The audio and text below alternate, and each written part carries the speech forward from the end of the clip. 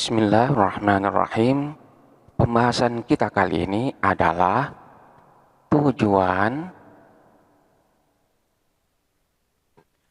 pemberian al pada suatu kalimat. Terkadang terdapat dua bentuk kalimat di mana kedua kalimat ini secara kaidah dinyatakan benar. Namun terdapat perbedaan di dalam makna dan maksud yang dikehendakin. Seperti perbedaan yang terdapat pada lafadz hadza ar-rajulu dan lafadz hadza rajulun. Hadza adapun ini, ar-rajulu ialah seorang laki-laki. Hadza adapun ini, rajulun ialah seorang laki-laki. Secara kaidah, keduanya ini sama-sama dianggap benar, baik menggunakan lafadz ar-rajul di mana di sini terdapat al, ataupun menggunakan lafadz rajulun di mana di sini tidak terdapat al. Secara kaidah semuanya benar. Namun dilihat dari maksud yang diinginkan, ini secara makna memang memiliki perbedaan. Lalu apa maksud dan tujuan dari diberi al pada satu bentuk kalimat isim dan tidak diberi al pada bentuk yang lainnya? Ini adalah topik dari pembahasan kita kali ini, yaitu apa tujuan pemberian al pada bentuk suatu kalimat isim.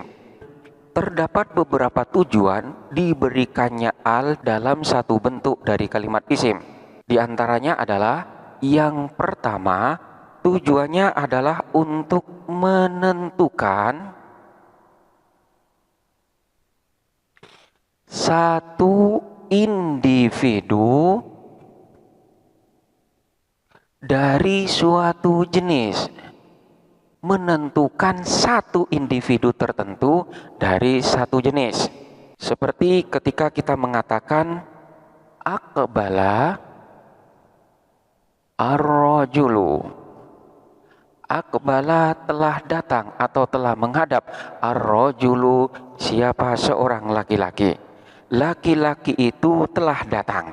Ungkapan seperti ini tidak diungkapkan kecuali lawan bicara kita telah mengetahui siapa yang dimaksudkan dengan ar-rajul ini. Baik lawan bicara kita itu mengetahuinya karena memang sudah pernah melihat dari rajul yang dimaksud, atau tidak hanya sekedar melihat namun sudah pernah berbicara dengan rajul yang dimaksud, ataukah sebab yang lainnya. Pengucapan hal ini tidak boleh diucapkan manakala lawan bicara kita tidak mengetahui siapa laki-laki itu dan belum pernah ada penyebutan sebelumnya. Katakanlah ketika kita bertemu dengan seseorang, tiba-tiba kita mengatakan aqbala rajul, orang laki-laki itu telah datang, maka hal tersebut tidak boleh diucapkan. Karena lawan bicara kita ini masih belum tahu siapa yang dimaksud dengan ar-rajul dan belum pernah mengenal sebelumnya. Jadi perkataan ini hanya dapat diucapkan manakala lawan bicara kita telah mengetahui siapakah yang dimaksudkan dengan ar-rajul di sini. Karena pemberian al pada lafadz ar-rajul ini bertujuan untuk menentukan satu individu tertentu dari suatu jenis. Lafadz ar-rajul sendiri maknanya adalah orang laki-laki. Dan ini sifatnya adalah umum. Semua orang laki-laki bisa dikatakan sebagai rajul. Manakala tiba-tiba kita mengatakan kepada seseorang yang belum mengetahui maksud daripada ar-rajul yang kita maksudkan, aqbala rajul, maka lawan bicara kita tentu akan sulit untuk memahaminya. Al inilah yang di dalam kaidah nahwu disebut dengan al-ahdiyah, baik lidzihni ataupun lidzikri. Apabila lawan bicara kita itu sudah mengetahui sebelumnya siapa yang dimaksudkan dengan ar-rajul ini tanpa menyebutkan sebelumnya, maka al ini termasuk dari al-ahdiyah lidzihni sudah faham maksudnya sekalipun belum disebutkan sebelumnya. Namun manakala lawan bicara kita itu akan memahami maksud daripada ar-rajul ini karena sebelumnya telah disebutkan, maka al di sini masuk dalam kategori al-ahdiyah lidzikri. Jadi keberadaan al ini dimaksudkan untuk menentukan satu individu di antara semua jenis laki-laki yang ada. Contoh yang lain, seperti lafaz ishtaraitu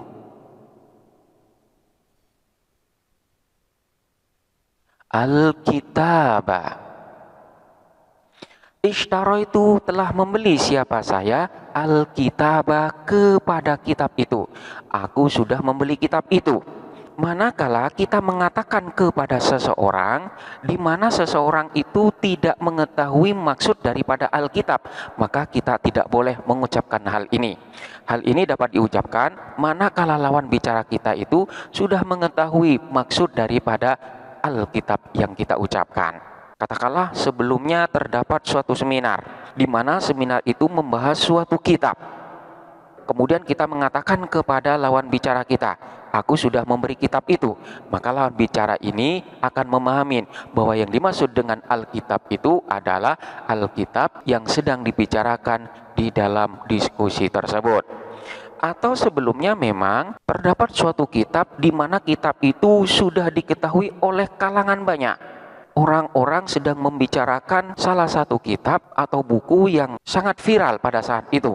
Kemudian kita mengatakan kepada lawan bicara kita, ishtaraitul kitabah, aku sudah memberi kitab itu. Maka sekalipun tidak disebutkan sebelumnya, lawan bicara kita itu pun sudah paham apa yang dimaksudkan dengan Alkitab itu. Di dalam kitab yang disusun oleh Imam Sibawayh dikatakan bahwa penyebutan suatu kalimat di mana kalimat tersebut dimakrifatkan dengan al, seperti pada contoh ini ar-rajul dan lafaz Alkitab, hanya dapat dilakukan manakala menghendakin sesuatu yang tertentu dari jenisnya, bukan selainnya.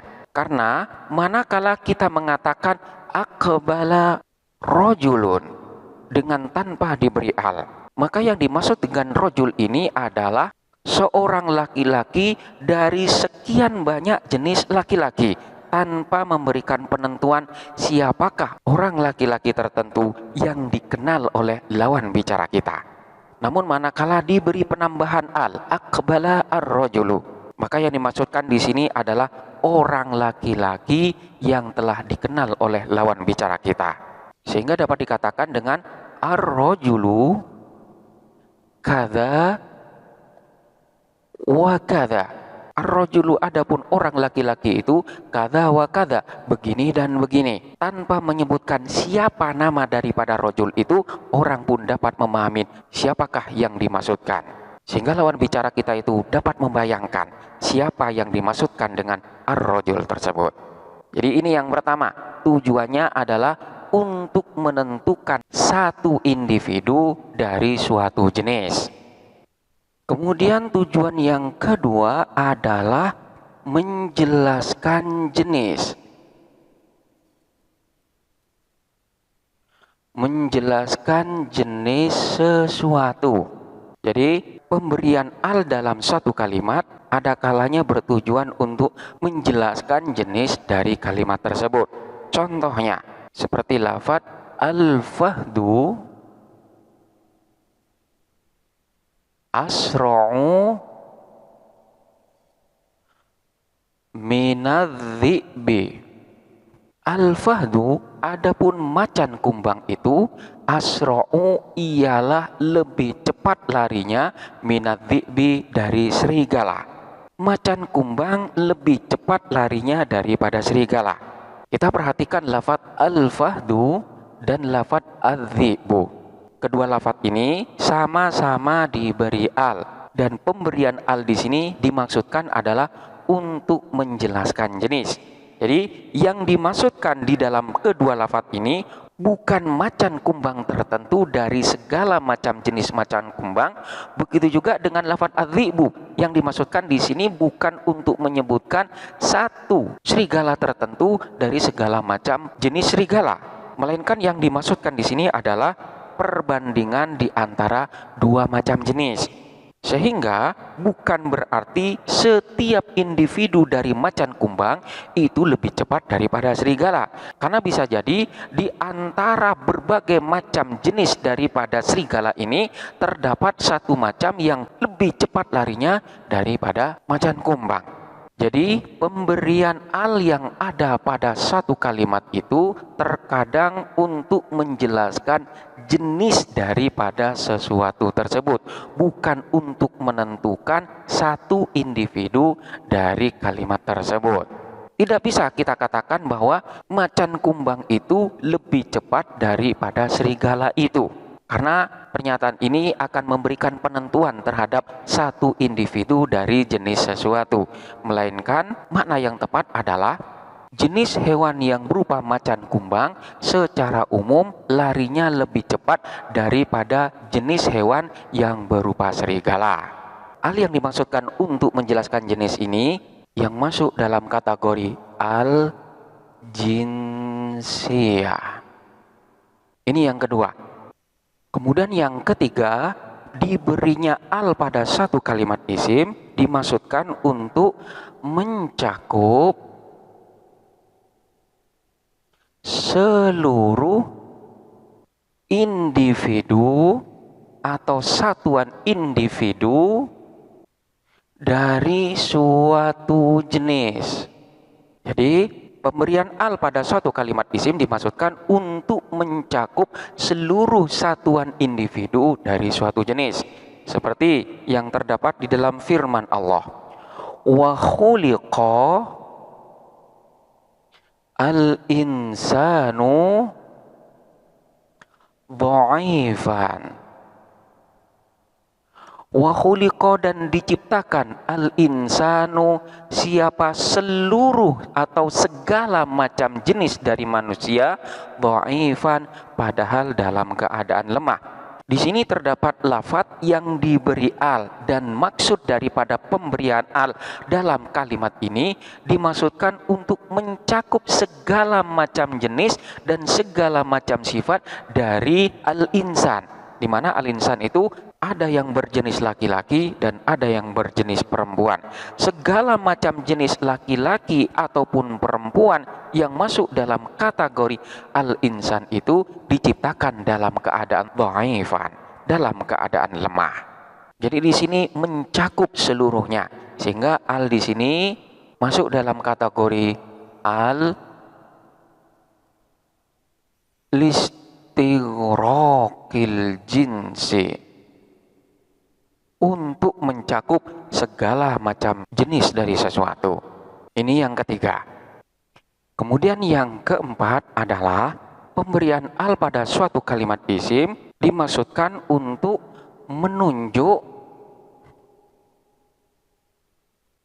pada suatu hal yang hakikatnya telah diketahui tanpa adanya maksud penentuan terhadap sesuatu yang tertentu. Contohnya, ketika kita mengatakan kepada seseorang, di mana seseorang itu baru pertama kali masuk ke kota dan belum pernah melihat bentuk pasarnya. Selanjutnya kita mengatakan, idhab ila suqi washtar kada wa kada. Idhab ila suq, idhab adalah pergi siapa engkau, ila suqi ke pasar, wastar dan dalam membeli siapa engkau, kada kepada ini, wa kada dan kepada itu. Pergilah ke pasar dan belilah ini dan itu. Kita perhatikan lafadz as-suq. Pada lafadz as-suq di sini diberi penambahan al. Hal ini dimaksudkan untuk menunjukkan satu hakikat dari as-suq, yaitu pasar, tanpa memberikan penentuan pasar manakah yang dimaksudkan. Pokoknya kamu pergi saja ke pasar, pasar mana saja, dan belilah ini dan itu. Yang jelas kata-kata as-suq di sini dimaksudkan adalah pasar, bukan hotel ataupun tempat rekreasi. Namun yang dimaksudkan di sini adalah pasar, di mana di sana dijual berbagai macam kebutuhan manusia. Jadi hakikat daripada pasar itu bagaimana? Maka pergilah kau ke tempat itu. Contoh yang lain, seperti yang terdapat di dalam Al-Quran. Wa akhafu an ya'kula adh-dhi'bu. Wa akhafu ayyakula dhi'bu. Ini adalah perkataan dari saudara Nabi Yusuf ketika melaporkan kepada ayahnya terkait dengan keadaan daripada Nabi Yusuf. Wa akhafu ayyakula dhi'bu. Wa akhafu, dan takut siapa aku, ayyakula, kepada memakan adh-dhi'bu, apa, serigala. Dan aku takut dia dimakan serigala. Di sini kita perhatikan lafaz adh-dhi'bu. Penambahan al yang ada pada lafaz adh-dhi'bu di sini dimaksudkan untuk menunjukkan hakikat daripada serigala. Yang jelas, jenis serigala berbeda dengan jenis binatang yang lainnya. Serigala berbeda dengan gajah, serigala berbeda dengan buaya, serigala berbeda dengan kuda nil. Namun serigala di sini adalah jenis hewan tertentu. Maka ketika dikatakan wa akhafu ayyakula dhi'bu, aku takut dia dimakan serigala, maka yang dimaksud di sini adalah hakikat serigala dari suatu jenis binatang. Bagaimanakah serigala? Inilah yang dimaksudkan dengan perkataan tersebut. Jadi penyebutan adh-dhi'bu di sini bukan dimaksudkan pada serigala tertentu, melainkan pada salah satu individu dari jenis serigala yang bentuknya telah dikenal secara umum. Al yang ada pada kedua lafaz ini masuk dalam kategori al-jinsiyah yang dimaksudkan untuk libayanil haqiqah, yaitu bukan untuk menunjukkan satu individu tertentu, namun yang dimaksudkan adalah untuk menentukan hakikat dari satu individu dari jenis tertentu. Kemudian yang kelima adalah pemberian al terhadap suatu kalimat isim terkadang dimaksudkan untuk menunjukkan makna kesempurnaan. Jadi liddalalati alal kamal, untuk menunjukkan makna kesempurnaan. Seperti ketika kita mengatakan hadza ar-rajulu. Hadza, adapun ini, ar-rajulu ialah seorang laki-laki yang sempurna kelaki-lakiannya. Atau bisa juga kita memberikan makna ini adalah seorang laki-laki yang benar-benar memiliki kesempurnaan sebagai seorang laki-laki. Contoh yang lain seperti hadza al-batalu. Hadza, adapun ini, al-batalu ialah seorang pahlawan sejati. Inilah seorang pahlawan sejati. Bagaimana layaknya seorang pahlawan? Maka ia tidak mengharapkan suatu imbalan. Jadi hadzal batalu ini adalah seorang pahlawan yang benar-benar memiliki kesempurnaan dalam sifat kepahlawanan. Di dalam kitab yang disusun oleh Imam Sibawayh dinyatakan bahwa ketika dikatakan hadza ar-rajul, maka bisa jadi yang dimaksudkan di sini adalah makna kesempurnaan, dan bisa pula hanya sekedar dimaksudkan untuk menunjukkan bahwa ia termasuk manusia biasa yang dapat berbicara dan dapat berjalan di atas kedua kakinya. Di sini kita dapat merasakan perbedaan manakala kita mengatakan hadza rajulun atau hadza batalun. Bukan hanya berbeda dalam bentuk lafadznya, di mana lafadz yang pertama terdapat al dan yang kedua di sini tidak terdapat al. Bukan hanya sekedar berbeda dalam segi penulisan, namun pada bentuk marifat di sini terdapat makna kesempurnaan yang tidak ada pada bentuk nakirohnya. Dalam kitab Dalailul I'jaz disebutkan perbedaan dua ungkapan berikut, yaitu laka fi hadza ghinan, dengan laka fi hadza al-ghina. Laka ialah bagimu fi hadza dalam hal ini ghinan adapun cukup atau kecukupan. Laka ialah bagimu fi hadza dalam hal ini al-ghina adapun kecukupan. Kedua makna lafadz ini sama, namun di sini terdapat perbedaan dari maksud yang dikehendaki. Kita perhatikan pada contoh yang pertama, laka fi hadza ghinan. Ghinan di sini berbentuk nakiro. Makna yang terkandung di dalam lafadz ghinan ini tidak memiliki kamal, tidak memiliki kesempurnaan yang mutlak, hanya sekedar cukup saja. Sehingga dapat dikatakan cukup secara fungsi saja dan cukup untuk tujuan yang dibutuhkan, namun tidak mencakup semua sisi dan rincian yang dikehendaki. Sehingga makna yang terkandung di dalam contoh yang pertama ini adalah ini belum tentu mencakup semuanya, tetapi sudah mencukupin. Beda halnya dengan contoh yang kedua, laka fi hadza al-ghina. Di sini diberi penambahan al, di mana penambahan al di sini akan memberikan penambahan makna, yaitu pada lafadz al-ghina ini sudah mengandung makna kamal secara mutlak, sudah mengandung makna kesempurnaan secara mutlak. Sehingga ketika dikatakan cukup, maka kecukupan di sini adalah kecukupan yang utuh, sehingga mencakup seluruh kebutuhan yang dimaksudkan. Sehingga dapat dikatakan di dalam contoh yang kedua ini adalah tidak ada kekurangan di sini. Inilah kecukupan secara lengkap. Jadi al-ghina di sini memiliki makna kifayatun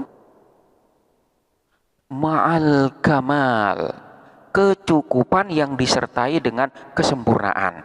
Contohnya seperti di dalam kehidupan sehari-hari.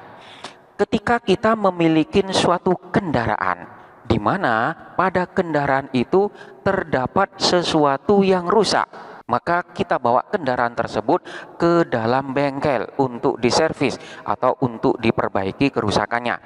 Selanjutnya, petugas yang memperbaiki mobil kita itu mengatakan bahwa ada barang atau onderdil yang harus diganti. Maka dia memberikan pemilihan. Yang pertama adalah barang yang hanya sekedar cukup untuk menutupin kerusakan yang ada pada kendaraan itu, namun barang tersebut bukan barang ori dari buatan pabrik mobil tersebut. Kemudian yang kedua, terdapat barang yang ori yang merupakan onderdil asli dari kendaraan yang kita miliki. Sehingga dapat dikatakan bahwa barang yang kedua ini adalah barang original. Bukan hanya sekedar cukup, namun dia memiliki keawetan sehingga kendaraan kita akan kembali sebagaimana onderdil aslinya. Pada onderdil atau barang yang pertama kita katakan laka fi hadza ghinan. Ini sudah cukup untuk memenuhi kebutuhan kamu, yaitu untuk menambal kerusakan yang terdapat pada kendaraan kamu. Hanya sekedar cukup saja. Namun untuk barang yang kedua, yaitu barang yang ori yang keluaran pabrik ini, kita katakan laka fi hadza al-ghina. Barang ini sudah cukup untuk mobil kamu dan bukan hanya sekedar cukup untuk menambal atau memperbaiki kerusakan yang ada, tapi dia juga dapat memberikan kesempurnaan terhadap kendaraan Anda. Sehingga nantinya alat ini tidak akan memberikan kerusakan kepada peralatan yang lainnya. Karena bisa jadi untuk alat yang pertama hanya bisa menutupin kebocoran yang ada, namun belum tentu mengatasi permasalahan yang lain. Namun untuk yang kedua ini bukan hanya sekedar menutupin kebocoran yang ada, tapi kebocoran tersebut tidak diharapkan untuk kembali terulang. Ini perbedaan antara pemberian al pada suatu kalimat dengan tanpa memberikan al pada kalimat tersebut. Terdapat perbedaan kesempurnaan pada lafadz yang diberi al dan tanpa adanya kesempurnaan pada lafadz yang tidak diberi al. Al yang ada pada lafadz ini masuk dalam kategori al-jinsiyah,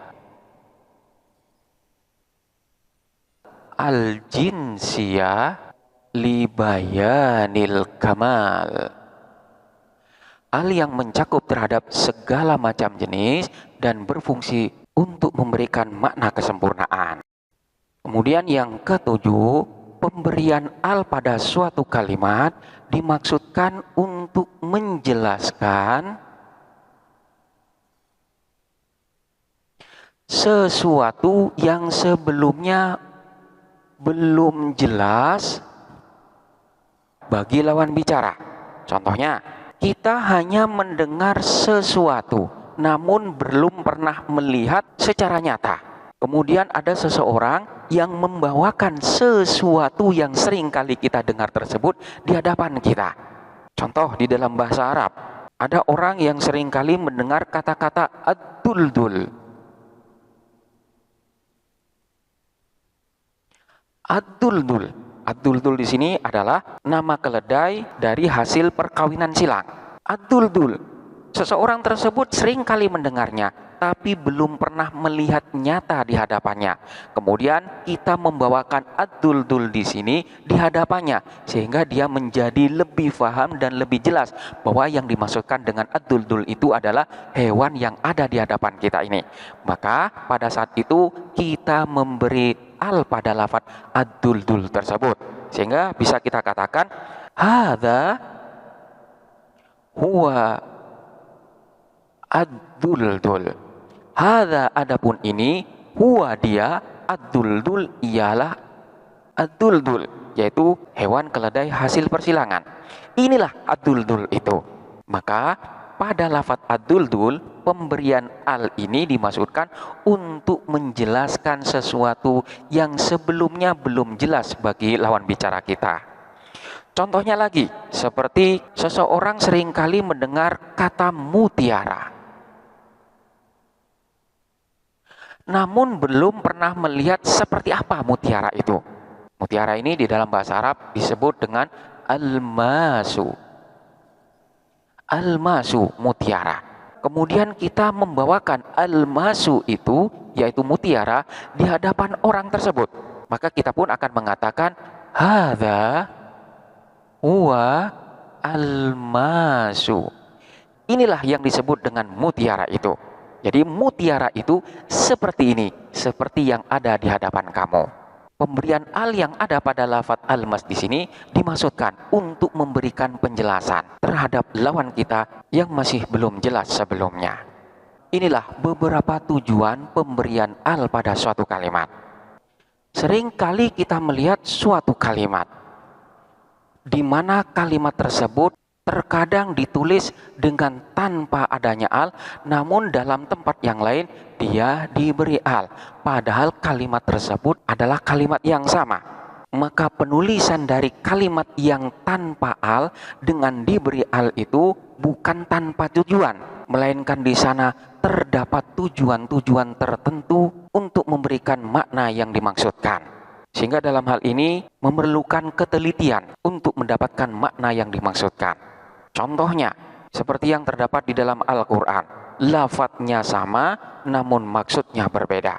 Yang pertama, yang terdapat di dalam surah Al-Baqarah ayat 61. Wa yaqtuluna an-nabiyyin bighairil haqqi. Kemudian terdapat pula lafaz yang sama namun di dalam ayat yang berbeda, yaitu di dalam surah Al-Imran ayat 112, yaitu wa yaqtuluna an-nabiyyin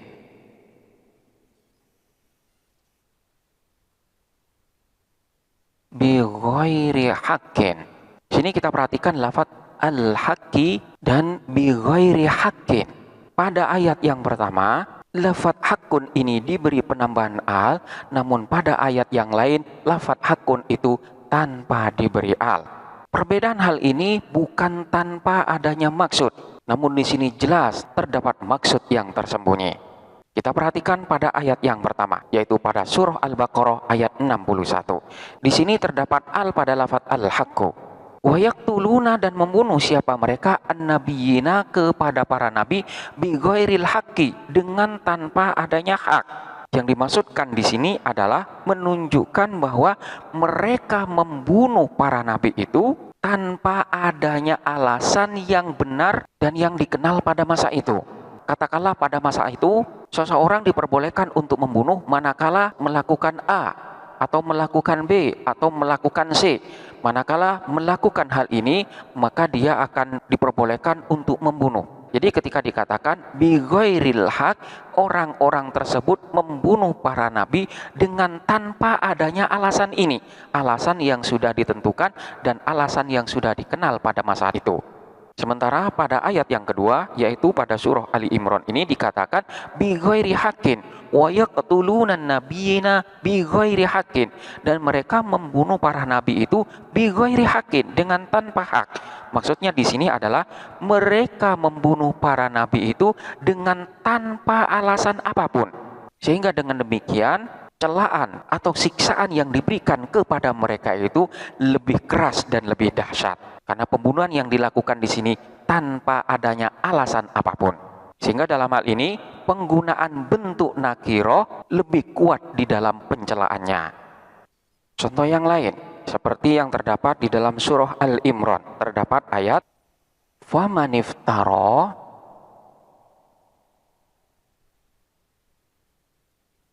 alallahi al-kadhiba. Famaniftaro alallahi al-kadhiba. Kemudian terdapat pula di dalam surah Al-An'am ayat 21, yaitu waman azlamu mimman iftara alallahi kadhiban. Faman iftara alallahil kadhiba, maka barang siapa yang mengada-ngadakan dusta terhadap Allah. Kemudian yang selanjutnya, waman azlamu mimman iftara alallahil kadhiba, dan siapakah yang lebih aniaya daripada orang yang membuat-buat suatu kedustaan terhadap Allah. Di sini kita perhatikan lafaz al-kadhiba dan lafaz kadhiban. Ada ayat yang hampir sama namun menggunakan lafaz yang berbeda bentuknya, di mana yang pertama di sini dibentuk makrifat dengan al, sementara yang kedua menggunakan lafaz yang berbentuk nakirah. Maka ketika di sini menggunakan al, maka yang dimaksudkan dengan kedustaan ini adalah kedustaan yang tertentu. Namun manakala di sini menggunakan lafaz yang berbentuk nakirah tanpa adanya al, maka yang dimaksudkan di sini kedustaan secara umum. Jadi di dalam ayat yang pertama ini famariftaro alallahil kadhiba, maka yang dimaksud dengan kedustaan itu adalah kedustaan yang telah tertentu, sebagaimana yang telah dijelaskan pada ayat-ayat sebelumnya. Namun pada ayat yang kedua ini dengan menggunakan lafaz nakirah, maka segala macam kedustaan masuk di dalam lafaz kadhiban dalam ayat ini. Maka dari sini dapat dilihat bahwa Al-Quran itu menggunakan bentuk marifat untuk makna khusus dan bentuk nakirah untuk makna yang umum sesuai dengan konteks penekanan atau penjelasan-penjelasan yang lainnya. Begitu juga dalam teks Arab atau di dalam kitab-kitab yang disusun oleh para ulama. Seringkali kita dapatkan lafaz dengan bentuk yang sama, namun salah satunya diberi penambahan al. Maka di sana terdapat makna tertentu yang dimaksudkan oleh penyusunnya. Maka di sana diperlukan penelitian di dalam memahami apa yang dimaksudkan. Demikianlah penjelasan dari beberapa tujuan terhadap pemberian al pada suatu kalimat. Selanjutnya silakan dipelajari dengan seksama dan sampai jumpa pada pembahasan berikutnya.